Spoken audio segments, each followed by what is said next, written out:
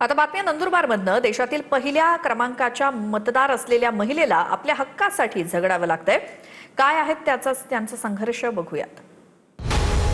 देशभरात 80व्या स्वातंत्र्य दिनाचा उत्साह असताना याच देशाच्या पहिल्या क्रमांकाच्या मतदाराच्या संघर्षाची धक्कादायक कथा समोर आली आहे। नंदुरबारच्या अतिदुर्गम भागामध्ये मणिबेली गावामध्ये राहणाऱ्या रविता तडवी या देशातील पहिल्या क्रमांकाच्या मतदार म्हणून ओळखल्या जातात।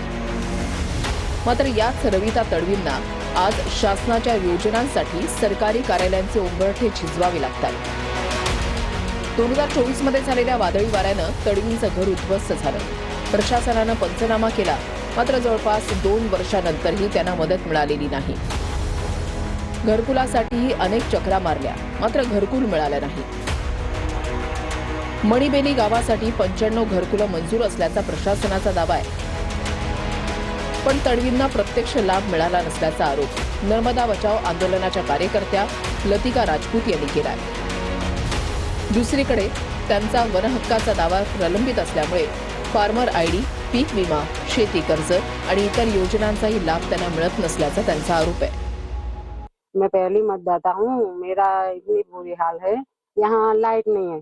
लाइट को बिल जो है आता है, दीवा बत्ती लिखित आती है, वो तो मैं भरती हूँ, लेकिन मेरी कोई सुविधा अभी तक आई नहीं।